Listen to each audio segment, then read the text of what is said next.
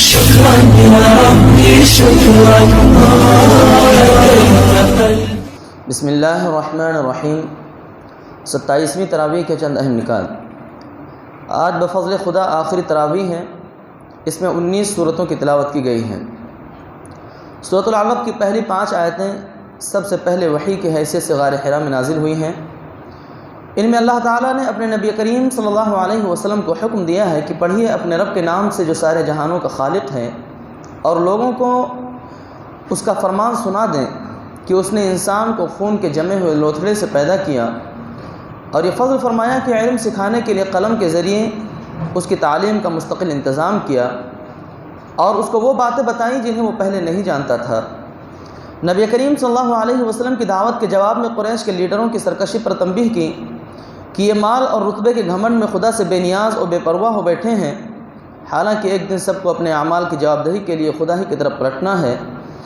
پھر حضور نبی کریم صلی اللہ علیہ وسلم کو نماز پڑھنے سے روکنے پر انتہائی غضب سے سوال کیا ہے کہ اگر اللہ کا ایک بندہ ہدایت پر ہو یا خدا کی پکڑ سے بچانے والی باتیں بتا رہا ہو اور یہ سرکش اس کو جھٹلاتے ہوں تو کیا یہ نہیں سمجھتے کہ اللہ دیکھ رہا ہے؟ اگر یہ باز نہ آئے تو ہم ان کو چوٹی سے پکڑ کر گھسیٹیں گے. بس بلا لیں وہ اپنے حمایتیوں کو، ہم بھی بلا لیں گے اپنے جانبازوں کو. چنانچہ وہ آئے، وہ جانباز بدر کے میدان میں. سورۃ القدر. اللہ تعالیٰ نے ارشاد فرمایا قدر کے 2 معنی ہیں. ایک ہوتا ہے تقدیر بنانا، دوسرے نہایت قدر والی چیز. وہ رات جس میں قرآن نازل ہوا اور جو رمضان کی طاق راتوں میں سے ایک رات تھی، دونوں معنی پر پوری اترتی ہیں. اس رات میں قرآن کو اتار کر اس انسانیت کی تقدیر بدلنے اور اس کی بگڑی بنا دینے کا فیصلہ کیا گیا جو اس زمین پر اپنے کرتوت سے ہر جگہ ذلیل ہو رہی تھی. اور اسی لیے یہ رات انسانی تاریخ میں سب سے زیادہ محترم، قابل قدر اور قیمتی رات ہے کہ اس میں انسانیت کے لیے آئندہ دنیا میں ترقی و بلندی اور آخرت میں فلاح و کامیابی کا وہ سامان اتارا گیا جو پچھلے 1000 مہینوں میں بھی کبھی نہیں اتر سکا تھا. اس لیے ہر سال اس رات کو جبرائیل علیہ السلام اپنے ساتھ فرشتوں کو ساتھ لیے دنیا میں اترتے ہیں، اور جو لوگ اس رات میں جاگ کر اللہ کو یاد کر رہے ہوتے ہیں ان سے مصافحہ کرتے ہیں اور مغفرت کی بشارت دیتے ہیں. صبح تک یہی چلتا رہتا ہے. سورۃ البینہ. ارشاد فرمایا گیا کہ اہل کتاب یہودی، عیسائی اور مشرکین دونوں گٹھ جوڑ کے قرآن کو جھٹلانے کے لیے اٹھ کھڑے ہوئے ہیں. اس کی وجہ یہ نہیں ہے کہ قرآن کے بارے میں وہ شک میں مبتلا ہیں، بلکہ اس کا اصل سبب ان کا تکبر اور گھمنڈ ہے. لوگ تاریخ کے آئینے میں اہل کتاب کا کردار دیکھیں تو ان پر یہ حقیقت واضح ہو جائے گی کہ ان کی طرح ان کے باپ دادا بھی اپنے زمانوں میں پیغمبروں سے معجزات طلب کرتے رہے، مگر معجزات دیکھ لینے کے باوجود خدا کی کتاب اور اس کے دین کا انکار کیا، یا پھر اپنی مرضی کے مطابق 3-5 کرتے رہے. ایمان لانے کا اصل ذریعہ معجزات نہیں، خدا کا خوف ہے، جس سے محروم ہونے کے سبب خدا کے ہاں ان کا شمار بدترین مخلوق میں ہے، اور بہترین مخلوق وہ ہیں جو ایمان لا کر نیک عمل کریں. ان کی جزا جنت ہے، اللہ ان سے راضی اور وہ اللہ سے راضی. سورۃ الزلزال میں بتایا گیا کہ وہ دن ضرور آنے والا ہے جب انسان کی ہر نیکی بدی خواہ کتنے پردوں میں کیوں نہ ہو یا کتنے پردوں میں کیوں نہ کی گئی ہو اس کے سامنے رکھ دی جائے گی. اس حقیقت کا نقشہ اس طرح کھینچا گیا ہے کہ جب زمین پورے زور کے ساتھ جھجھوڑ دی جائے گی اور وہ اپنے اندر کے سارے بوجھ نکال کر باہر ڈال دے گی، انسان کہے گا یہ اس کو کیا ہو رہا ہے. اس روز وہ اپنے اوپر سے گزرے ہوئے سارے حالات بیان کر دے گی، اس لیے کہ اس کے رب نے اسے ایسا کرنے کا حکم دیا ہوگا. اس دن لوگ قبروں سے اس طرح نکلیں گے کہ کسی کے ساتھ نہ اس کے اہل خاندان ہوں گے، نہ عیز و اقربا، نہ اس کا جتھا پشت پر ہوگا، نہ اس کے نوکر چاکر، نہ اس کی دولت و جائیداد، نہ اس کے دوست و احباب اور مددگار، نہ اس کے خدا کے ساتھ ٹھہرائے ہوئے شریک، بلکہ ہر ایک اپنے اعمال کی جواب دہی کے لیے اپنے رب کے حضور حاضر ہوگا. یہ اس لیے ہوگا کہ ان کو ان کے اعمال آنکھوں سے دکھا دیے جائیں گے. پھر جنہوں نے ذرہ برابر نیکی کی ہوگی وہ اس کو دیکھ لے گا، اور جس نے ذرہ برابر بدی کی ہوگی وہ بھی اس کو دیکھ لے گا. سورہ عادیات میں ارشاد فرمایا گیا انسان آخر سے غافل ہو کر کیسی اخلاقی پستی میں گر جاتا ہے. اسے سمجھانے کے لیے اس عام بدعملی کو پیش کیا گیا جس سے سارا ملک تنگ آیا ہوا تھا. ہر طرف لوٹ مار کا بازار گرم تھا، قبیلوں پر قبیلے چھاپے مارتے تھے، اور کوئی شخص بھی رات چین سے نہیں گزار سکتا تھا، کیونکہ ہر وقت یہ دھڑکا لگا رہتا تھا کہ کب کوئی دشمن صبح سویرے اچانک ان کی بستی پر ٹوٹ پڑے. یہ ایک ایسی حالت تھی جسے سارا عرب محسوس کر رہا تھا، مگر کوئی اسے ختم کرنے کے متعلق نہیں سوچتا تھا. اس صورتحال کی طرف گھوڑوں کے ذریعے حملہ کر کے شب خون مارنے کا نقشہ کھینچتے ہوئے توجہ دلائی گئی کہ موت کے بعد دوسری زندگی ہے اور اس میں خدا کے حضور جواب دہی سے بے پرواہ ہو کر انسان رب کا ناشکرہ ہو گیا ہے اور وہ خدا کی دی ہوئی قوتوں کو ظلم و ستم اور غارت گری کے لیے استعمال کر رہا ہے، وہ مال و دولت کی محبت میں اندھا ہو کر ہر طریقے سے اسے حاصل کرنے کی کوشش کر رہا ہے، خواہ وہ طریقہ کیسا ہی ناپاک اور گھناؤنا کیوں نہ ہو۔ اس کی یہ روش ہرگز نہ ہوتی اگر وہ اس وقت کو جانتا جب قبروں سے زندہ ہو کر اٹھنا ہوگا اور جب وہ ارادے اور اغراض و مقاصد تک دنوں سے نکال کر سامنے رکھ دیے جائیں گے جن کے لیے اس نے دنیا میں طرح طرح کے کام کیے تھے۔ اس وقت انسانوں کے رب کو خوب معلوم ہوگا کہ کون کیا کر کے آیا ہے اور اس کے ساتھ کس طرح کا برتاؤ ہونا چاہیے۔ سورۃ القاریہ میں بتایا گیا کہ جس قیامت سے ڈرایا جا رہا ہے اس کا وقت اگرچہ کسی کو نہیں معلوم لیکن اس کا آنا یقینی ہے۔ جس طرح کوئی اچانک آ کر دروازے پر دستک دیتا ہے اسی طرح وہ بھی اچانک آ دھمکے گی۔ اس دن کسی کے پاس کوئی قوت و جمعیت نہیں ہوگی۔ لوگ قبروں سے اس طرح سرمسگی کی حالت میں نکلیں گے جس طرح برسات میں پتنگے نکلتے ہیں۔ ہر ایک پر نفسہ نفسی کی حالت طاری ہوگی، کوئی بھی کسی دوسرے کی مدد کرنے کی پوزیشن میں نہ ہوگا۔ اس دن قلعے، مورچے، حصار تو درکنار، پہاڑوں کا یہ حال ہوگا کہ وہ دھنکی ہوئی روئی کی مانند ہو جائیں گے۔ اس دن صرف نیک عمل ہی کام آنے والا ہے۔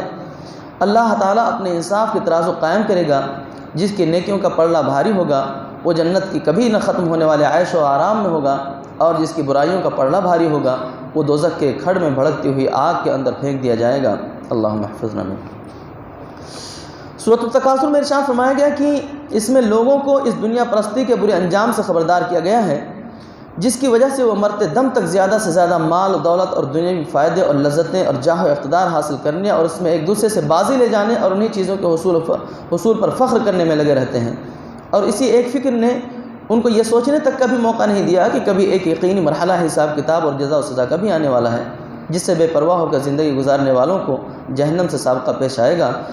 اور اس دن ہر ایک سے یہ بھی جواب طلبی ہونی ہے کہ اس نے دنیا میں جو کچھ حاصل کیا وہ کس راستے سے حاصل کیا اور اس کو کس راستے میں خرچ کیا، اور اللہ نے جو قوتیں، صلاحیتیں اور نعمتیں اس کو بخشی تھیں ان کا کتنا حصہ بخشنے والے کی خوشنودی کے لیے اور کتنا اپنے نفس اور شیطان کے لیے استعمال کیا۔ سورۃ العصر، اس سورہ میں بتایا گیا کہ زندگی کی اصل قدر و قیمت کیا ہے، انسان کی فلاح کا راستہ کیا ہے اور تباہی کا راستہ کون سا ہے۔ زمانے کی قسم، در حقیقت انسان بڑے گھاٹے میں ہے سوائے ان لوگوں کے جو ایمان لائے، نیک اعمال کرتے رہے اور ایک دوسرے کو حق کی نصیحت اور اس پر صبر کی تلقین کرتے رہے۔ امام شافعی رحمہ اللہ فرماتے ہیں کہ اگر لوگ اس سورہ پر غور کریں تو یہی ان کی ابدی ہدایت کے لیے کافی ہے۔ صحابہ کرام رضوان اللہ علیہم اجمعین جب آپس میں ملتے تو ایک دوسرے کو یہ سورہ سنائے بغیر جدا نہ ہوتے تھے۔ سورۃ الہمزہ، اس سورہ میں بتایا گیا ہے کہ لوگوں پر لعن طعن، عیب جوئی، مال کی ہوس اور کنجوسی دوزخ کا ایندھن بنانے کا سبب ہے۔ فرمایا تباہی ہے اس شخص کے لیے جو منہ در منہ لوگوں پر طعن اور پیٹھ پیچھے برائیاں کرنے کا عادی ہے، جس نے مال جمع کیا اور اسے گن گن کر رکھا اور وہ سمجھتا ہے کہ اس کا مال ہمیشہ اس کے پاس رہے گا، ہرگز نہیں۔ وہ شخص تو چکنا چور کر دینے والی جگہ میں پھینک دیا جائے گا، اللہ کی بھڑکائی ہوئی آگ، خوب بھڑکائی ہوئی جو دلوں تک پہنچے گی، وہ ان پر ڈھانک کر بند کر دی جائے گی، اس حالت میں کہ وہ اونچے اونچے ستونوں میں گھرے ہوئے ہوں گے۔ سورۃ الفیل، اس سورہ کے ذریعے اللہ تعالیٰ نے دین کی مخالفت کرنے والوں کو بتایا ہے کہ اگر دین کی مخالفت اسی طرح جاری رہی تو ہاتھیوں سے کعبہ کی حفاظت کرنے والا اللہ تمہیں بھی مزہ چکھا دے گا۔ یعنی ابرہہ کی اس فوج کشی کی طرف توجہ دلائی ہے جو اس نے بیت اللہ کو ڈھانے کے یہ ناپاک ارادے سے 60,000 کا لشکر جرار لے کر مکے پر حملہ آور ہوا تھا، اور ایک بڑی تعداد ان میں ہاتھیوں کی تھی۔ ایک ایسے بھاری لشکر سے عربوں کے لیے مقابلہ ناممکن تھا، اسی لیے ان کے سردار عبد المطلب یعنی آپ صلی اللہ علیہ وسلم کے دادا نے دوسرے چند سرداروں کو ساتھ لے کر کے حرم کعبہ میں کعبۃ اللہ کے غلاف کو پکڑ کر صرف اور صرف خدا وحدہ لا شریک سے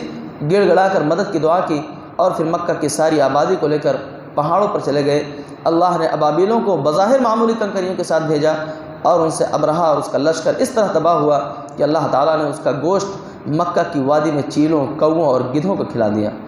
اس واقعے نے تمام عرب کو متوجہ کیا کہ غور کرو، محمد رسول اللہ صلی اللہ علیہ وسلم جس چیز کی دعوت دے رہے ہیں وہ آخر اس کے سوا اور کیا ہے کہ تمام معبودوں کو چھوڑ کر صرف اللہ وحدہ لا شریک کی عبادت کریں، جس نے ابھی چند سال پہلے ابرہہ کے حملے سے کعبہ کی حفاظت کی، اور تمہارا بچہ جانتا ہے کہ اس وقت کوئی دیوی دیوتا کام نہیں آیا۔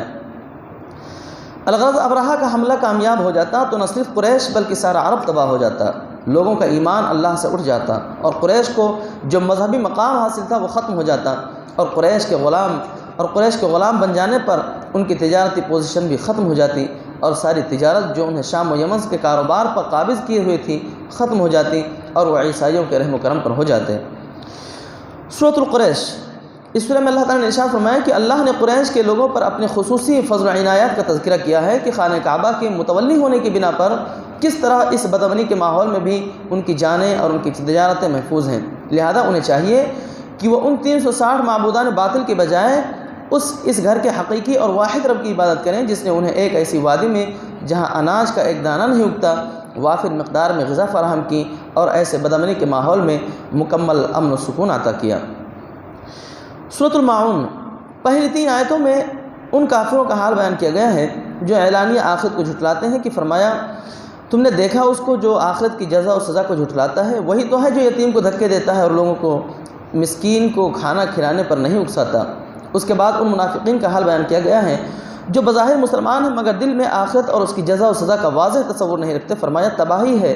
ان نماز پڑھنے والوں کے لیے جو اپنی نمازوں سے غفلت برتتے ہیں، اور اگر پڑھتے بھی ہیں تو لوگوں کو دکھانے کے لیے پڑھتے ہیں، اور معمولی ضرورت کی چیزیں بھی لوگوں کو مانگنے پر نہیں دیتے ہیں، اور اس میں کنجوسی کرتے ہیں۔ گویا صاحب بتایا کہ آخرت کے تصور میں خرابی انسان میں کردار کی کمزوری اور تنگ دلی سے پیدا ہوتی ہے۔ سورۃ الکوثر، اس سے پہلی سورت کا مقصد یہ بتایا گیا کہ حضرت ابراہیم علیہ السلام نے اپنی ذریت کو جس مقصد کے لیے یہاں لا کر بسایا تھا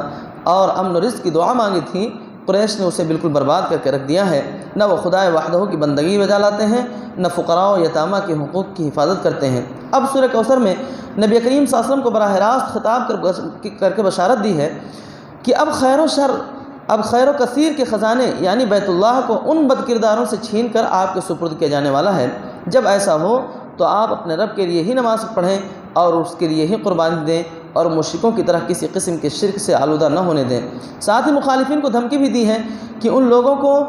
اللہ تعالیٰ کی طرف سے برکتیں اور رحمتیں جو ملی تھیں، جب یہ گھر ان سے چھن جائے گا تو وہ تمام برکتوں سے محروم ہو جائیں گے، اور نتیجے میں ان کی جڑ ہی کٹ جائے گی۔ یہ بشارت بالآخر پوری ہو کر رہی۔ سورۃ الکافرون، اس سے پہلے کی تمام سورتوں میں قریش کے لیڈروں کو قومی اور انسانی بنیادوں پر خطاب کیا گیا ہے کہ کہیں بھی یا ایھا الکافرون کہہ کر خطاب نہیں کیا گیا، مگر اس سورہ میں ان کو صاف صاف اے کافر کہہ کر خطاب کیا ہے۔ اس سورہ میں بتایا گیا ہے کہ کفر اور دین اسلام ایک دوسرے سے کفر اور دین اسلام ایک دوسرے سے بالکل الگ ہیں۔ ہمارے درمیان دین کے بنیادی مسئلہ معبود کے بارے میں کوئی بات مشترک نہ پہلے تھی، نہ اب ہے اور نہ آئندہ ہوگی۔ یہ بات اگرچہ ابتدا میں قریش کے کافروں کو مخاطب کر کے کہی گئی تھی، مگر یہ انہی تک محدود نہیں ہے، بلکہ اسے قرآن میں درج کر کے تمام مسلمانوں کو قیامت تک کے لیے تعلیم دے دی گئی ہے کہ کفر جہاں جس شکل میں بھی ہو ان کو اس سے بیزاری کا اظہار کرنا چاہیے، اور بلا رعایت کہہ دینا چاہیے کہ دین کے معاملے میں کافروں سے کسی قسم کی مصالحت نہیں ہو سکتی۔ اس لیے یہ سورہ اس وقت بھی پڑھی جاتی رہی ہے جب وہ لوگ مر کھپ گئے جن کی باتوں کے جواب میں نازل ہوئی تھی، اور وہ لوگ بھی مسلمان ہونے کے بعد پڑھتے رہے جو اس کے نازل ہوتے وقت کافر اور مشرک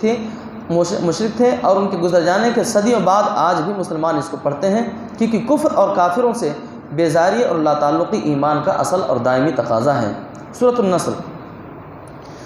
یہ سورہ حجۃ الوداع کے موقع پر مینا میں نازل ہوئی، اور اس کے بعد حضور صلی اللہ علیہ وسلم نے اپنا وہ مشہور خطبہ ارشاد فرمایا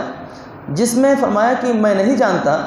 شاید اس کے بعد میں تم سے مل سکوں، خبردار رہو، تمہارے خون تمہاری عزتیں ایک دوسرے پر اسی طرح حرام ہیں جس طرح یہ دن اور مقام حرام ہے۔ اس سورہ کا نزول اس بات کی علامت سمجھا گیا کہ اب حضور نبی کریم صلی اللہ علیہ وسلم کا آخری وقت آ پہنچا، اور اب اس کے بعد آپ صلی اللہ علیہ وسلم اللہ کے حمد اور استغفار کریں۔ یہ سورہ بتاتی ہے کہ قوموں کے عام رہنماؤں میں اور اللہ کے نبی محمد رسول اللہ صلی اللہ علیہ وسلم میں کیا فرق تھا۔ عام لیڈر اور رہنما اگر اپنے مقصد میں کامیاب ہو جائیں تو عام طور پر لیڈر اور قوم خوب جشن مناتے ہیں، مگر اللہ کے رسول صلی اللہ علیہ وسلم نے 23 سال کی مختصر مدت میں ایک پوری قوم کے عقیدے، خیالات، عادتیں، اخلاق، رہن سہن، کاروبار اور سیاست کے طریقے، یہاں تک کہ جنگ اور صلح کے اصول و قوانین تک بالکل بدل ڈالیں، اور جہالت و جاہلیت میں ڈوبی ہوئی قوم کو اٹھا کر اس قابل بنا دیا کہ وہ دنیا کو مسخر کر ڈالے اور عالمی اقوام کی امام بن جائے۔ مگر ایسا عظیم الشان کارنامہ آپ صلی اللہ علیہ وسلم کے ہاتھوں انجام پانے کے بعد آپ کو جشن منانے کا نہیں بلکہ اللہ کی حمد اور تسبیح کرنے اور اس سے مغفرت کی دعا مانگنے کا حکم دیا گیا، اور آپ پوری عاجزی کے ساتھ اس کام میں لگ جاتے ہیں۔ حضرت عائشہ صدیقہ رضی اللہ تعالیٰ عنہ فرماتی ہیں کہ اپنی وفات سے پہلے سبحانک اللہم و بحمدک استغفرک و اتوب الیک، کہ جس کا ترجمہ یہ ہے کہ اللہ تو پاک ہے، تیری حمد کرتے ہوئے تجھ سے مغفرت طلب کرتا ہوں اور تیری توجہ کا طالب ہوں۔ اللہ کے نبی صلی اللہ علیہ وسلم اپنی وفات سے پہلے کثرت کے ساتھ پڑھا کرتے تھے، اور حضرت ام سلمہ رضی اللہ تعالیٰ عنہ فرماتی ہیں کہ رسول اللہ صلی اللہ علیہ وسلم کی زبان مبارک پر آخری زمانے میں اٹھتے بیٹھتے آتے جاتے یہ الفاظ جاری رہتے تھے، سبحان اللہ و بحمدہ۔ سورہ لہب، سورہ نصر میں مدد اور فتح و غلبے کی بشارت دینے کے بعد سورہ لہب کو رکھا تاکہ معلوم ہو جائے کہ اللہ نے اپنے پیغمبر کو غلبہ دے دیا اور آپ صلی اللہ علیہ وسلم کے دشمن کو برباد کر دیا، اور یہ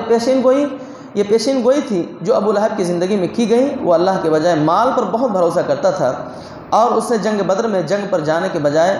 مال دے کر کرائے کے آدمیوں کو اپنی طرف سے لڑنے بھیج دیا تھا۔ ایسے لوگ یہاں تک کہ آگے بڑھ جاتے ہیں کہ وہ سمجھنے لگتے ہیں کہ اگر پیسہ ہے تو اس کے ذریعے خدا کی پکڑ سے بھی محفوظ رہیں گے۔ اس سورے میں پیسے کی بے حقیقتی کو بھی واضح کیا گیا ہے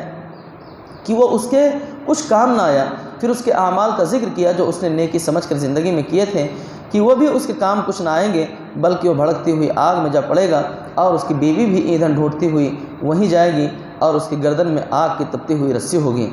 سورۃ الاخلاص، فتح مکہ کے بعد عقیدے کی پختگی اور ثابت قدمی اور استقامت کی طرف توجہ دلاتے ہوئے سورہ اخلاص میں جو کچھ بیان کیا گیا اس کا منشا اللہ واحد پر اس طرح ایمان لانا ہے کہ اس کی ذات یا صفات کے لازمی تقاضوں میں کسی پہلو سے بھی کسی دوسرے کو شرکت کا خیال ذہن میں نہ رہے۔ دنیا میں اللہ کو تو ہمیشہ مانا گیا، مگر گمراہی یہ ہے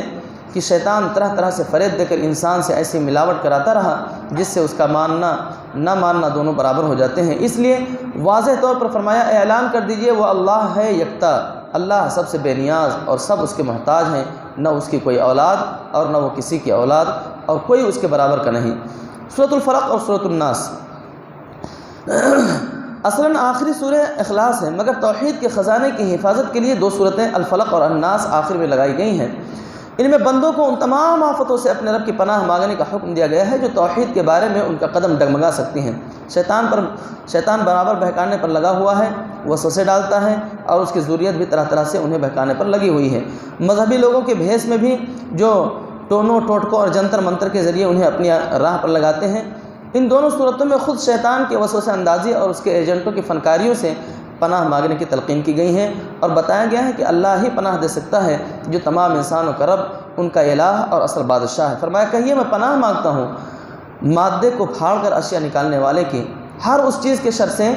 جو اس نے پیدا کی، اور رات کی تاریکی کے شر سے جب وہ چھا جائے، اور گروہوں میں پھونکنے والوں یا والیوں کے شر سے جب وہ حسد کریں۔ کہیے میں پناہ مانگتا ہوں انسانوں کے رب، انسانوں کے بادشاہ، انسانوں کے حقیقی معبود کی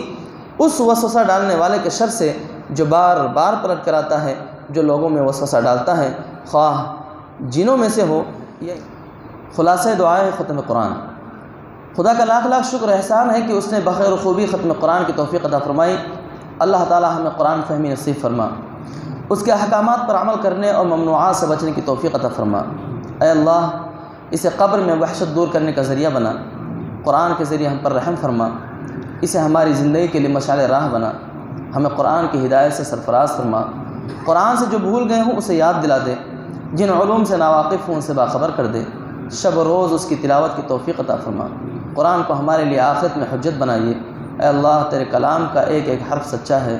اور نبی کریم صلی اللہ علیہ وسلم نے سچائی کے ساتھ اسے ہم تک پہنچایا ہے۔ اے اللہ، قرآن کے ہر حرف میں ہمیں حلاوت نصیب فرما، اور ہر چیز کے بدلے جزا عطا فرما، ہمیں الفت و برکت سے نواز، توبہ کی توفیق عطا فرما، ثواب سے ہمارا دامن بھر دے، جمال و حکمت، ذکاوت و رحمت، صفائی و سعادت نصیب فرما، ہمیں جو بیمار انہیں شفائے کاملہ عاجلہ عطا فرما، سچائی کی راہ پر چلنے والا بنا، دنیا اور آخرت کی کامیابی عطا فرما، اپنے سوا کسی کا محتاج نہ بنا، نور ہدایت سے سرفراز فرما، ہدایت و یقین سے نواز دے، قرآن کو ہمارے لیے نفع بخش بنا، اس کی آیات و ذکر سے ہمارے درجات بلند فرما، ہماری تلاوت کو قبول فرما، اس میں جو غلطیاں ہوئی ہوں اسے معاف فرما، صحیح قرآن پڑھنے کی توفیق عطا فرما، اسے سمجھنے والا اور اس پر عمل کرنے والا بنا، ہماری نسلوں کو بھی قرآن سمجھنے والا، اس پر عمل کرنے والا اور قرآن کا علم بردار بنا، قرآن کے نور سے ہمارے قلوب روشن فرما، ہمارے اخلاق کو قرآن سے مزین فرما، قرآن کے ذریعے ہمیں جہنم سے نجات دے، جنت میں داخل فرما۔ قرآن کو دنیا میں ساتھی، قبر میں مونس و غمخوار، پلسرات پر نور، جنت میں رفیق، دوزخ سے آڑ بنا۔ اے اللہ ہم میں جو قرض دار ہوں انہیں قرض سے نجات دے۔ اے اللہ ہماری معیشت درست فرما، ہر طرح کی بھلائی سے نواز دے، ہر طرح کی برائیوں سے محفوظ فرما۔ ہمیں اسلام پر ثابت قدم رکھ، جو گزر چکے ہیں ان کی مغفرت فرما، انہیں کروٹ کروٹ جنت نصیب فرما، ان کے درجات بلند فرما۔ جن لوگوں نے دعا کی درخواست کی ہو ان کے نیک مقاصد کو پورا فرما، ان کی پریشانیوں کو دور فرما، ان کے مسائل کا حل فرما۔ ہمیں دنیا اور آخرت کی بھلائی نصیب فرما۔ ہماری طرف سے بے شمار درود و سلام بھیج اپنے حبیب محمد عربی صلی اللہ علیہ وسلم پر اور آپ کے آل و اولاد پر۔ ربنا تقبل منا انك انت السميع العليم وتب علينا انك انت التواب الرحيم، وصلى الله تعالى على خير خلقه محمد وعلى اله واصحابه وازواجه وذرياته وآل بيته اجمعين برحمتك يا ارحم الراحمين۔